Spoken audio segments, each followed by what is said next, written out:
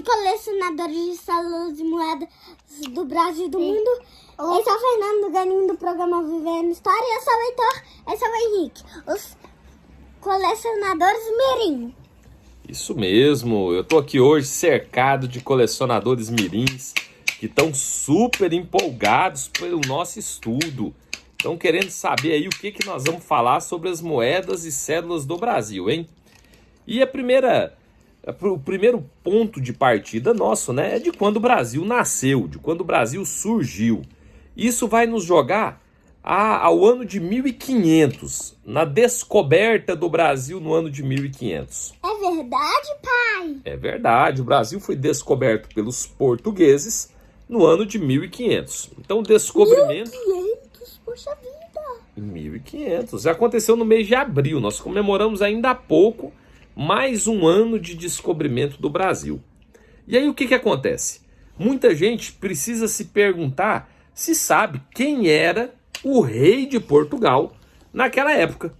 Você sabe quem que era o rei de Portugal no ano de 1500, no ano em que o Brasil foi descoberto, Heitor? Não. Sabe, Henrique, quem que era? O Henrique também não sabe, ó.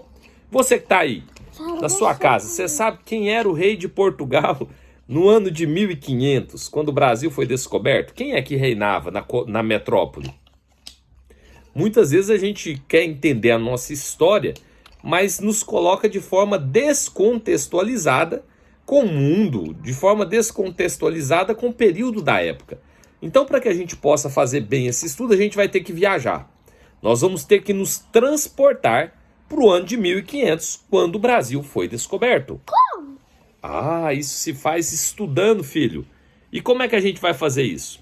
Nós vamos chegar no ano de 1500, lá em Portugal, algum tempo antes do descobrimento do Brasil. Os portugueses estavam naquela sede por poder descobrir alguma coisa, né? Tava o período das grandes navegações. Todo mundo estava querendo achar um pedacinho de colônia para ser seu, e não era diferente com os portugueses. E aí o que acontece? O rei daquela época, Dom Manuel I, era o coordenador, chefe de todas as expedições. Era em nome do rei que eles entravam no navio e vinham para poder achar alguma coisa, uma rota para as Índias, né? E acabaram aí chegando no Brasil. Assim é a história que contam, né? Mas enfim, Dom Manuel I tinha assumido o reinado em 1495 e foi rei de Portugal e, consequentemente, do Brasil até o ano de 1525. Nesse período de Dom Manuel I, nós ainda não temos evidências, nós ainda não temos documentos de moedas que foram fabricadas aqui no Brasil ou mandadas circular aqui para o Brasil. Por que eu estou usando esses dois critérios? Porque esse é o critério que nos parece mais lógico para a gente tratar da nossa numária, para a gente tratar das peças. Você acompanhou uma entrevista aí com o Rodrigo Maldonado esses dias para trás, e eu fiz essa pergunta para ele, né? Quais peças compõem a nossa numária? E aí ele fez uma explicação para a gente, e eu acho pertinente aqui a gente pensar um pouco, não só em cima da explicação que ele fez, mas da gente imaginar o seguinte: nós transportamos para aquela época de 1500.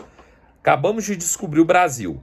Não tinha aqui no Brasil nada que fabricasse moeda. Portugal é a metrópole, ela vai produzir moeda para lá. Mas nesses 25 anos, e aí eu estou falando de praticamente uma geração, o que é que circulava aqui? Porque os navios paravam aqui. Os navios andavam por aqui. E começou ali a descobrir que tinha alguma coisa de valor aqui na colônia, e começaram a estabelecer pessoas aqui, e essas pessoas tinham relações comerciais. Com que moeda eram pagas as coisas? A gente tem que pensar nisso.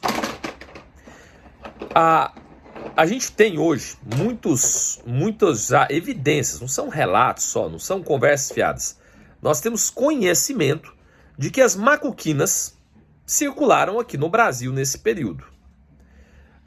Naquela época, nós tínhamos o reino de Portugal muito forte e o reino da Espanha também muito forte.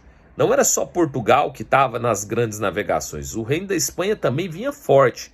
Como nós fomos colonizados por portugueses, nós tendemos sempre a achar que era só Portugal, mas não, a Espanha exercia um papel, se brincar, maior ainda do que o nosso enquanto Brasil, né?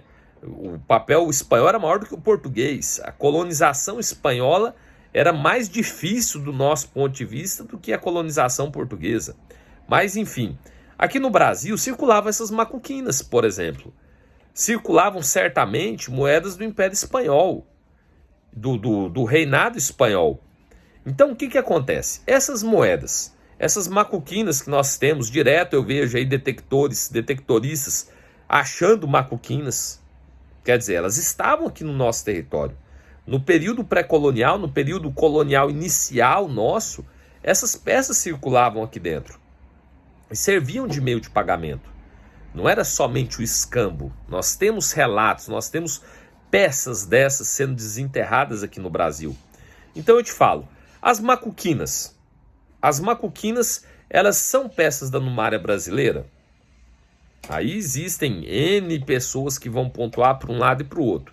O nosso pensamento, nosso entendimento pessoal, meu, Fernando, e eu acho que eu vou compartilhar o meu raciocínio para ver se você concorda comigo. Eu tenho como peça da Numária brasileira as peças que foram fabricadas no Brasil, essas não tem dúvida. Fabricou no Brasil, beleza, faz parte da nossa Numária. E as que foram fabricadas fora do Brasil para circulação no Brasil. Esse é o critério que eu acho que a gente deve usar, é o critério que eu acho mais correto. Fabricadas no Brasil e moedas que foram fabricadas fora do Brasil para circular no Brasil. Isso é importante para a gente definir, porque se a gente não definir isso, a gente tem que considerar que as macuquinas fazem parte da nossa Numária. As macuquinas não foram fabricadas fora para circulação no Brasil, mas efetivamente circularam. Por que esse critério me parece um critério razoável? Por um exemplo, se nós pensarmos na Argentina, nossa vizinha aqui, qual é o dinheiro da Argentina? São os pesos. Qual é o dinheiro do Chile? Também chama peso. O dinheiro desses dois países chama peso. Porém, eu tive alguns anos atrás no Chile e cheguei para pagar o apartamento que eu tinha alugado. Quando eu cheguei, o rapaz me falou, olha, deu, sei lá, vamos lá, 1.000 pesos. Então, se você me pagar em pesos, são 1.000 pesos. Se você me pagar em dólar, eu te dou um desconto. Eu falei, em dólar? Ele falou, em dólar americano. Eu falei, quanto que é esse desconto? 20%. A gente converte o peso para o dólar e se der 100 dólares, você me paga 80. Eu vou te dar 20% de desconto se você me pagar em dólar americano. Observa, o dólar americano... Oi, Heitor. Oi?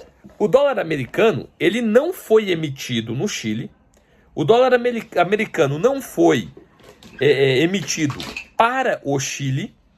Porém, ele circula no Chile em abundância, circula na Argentina em abundância, em vários outros países da América Latina. O dólar americano. Ora, o simples fato dele circular no Chile, o simples fato dele circular na Argentina, faz com que o dólar americano faça parte da Numária do Chile ou da Argentina? Não, não faz parte. O dólar americano faz parte da Numária dos Estados Unidos, não do Chile, não da Argentina, não dos outros países da América do Sul. Ele não foi produzido nesses países e nem produzido para esses países, mas sim para os Estados Unidos, embora ele seja muito utilizado nesses países. Pegando essa comparação, vamos pensar nas macuquinas. As macuquinas não foram produzidas no Brasil e nem para o Brasil, porém elas circularam no Brasil. Isso faz delas parte da nossa Numária? Pela mesma sistemática de raciocínio, a resposta é não. No nosso entendimento, as macuquinas circularam no Brasil, porém não fazem parte da nossa Numária. Eu acho importante a gente pontuar isso. Não é uma verdade absoluta, eu não estou aqui para trazer verdade absoluta, eu estou te posicionando e compartilhando com você o meu raciocínio. Para mim, Fernando, não faz sentido eu considerar as macuquinas como moedas da Numária brasileira. Tá vendo como a gente vai estudar? É pensando, é junto. Eu quero discutir isso junto com você para que a gente possa crescer. Estudando igual na escola ou não? Estudando igual na escola, com todas essas nossas videoaulas. Vamos juntos. O assunto hoje é macuquina, esse período inicial. Deixa seu comentário, fala a sua opinião, fala o que você acha. Eu quero ouvir. Vamos debater aqui. Um forte abraço e fica com Deus.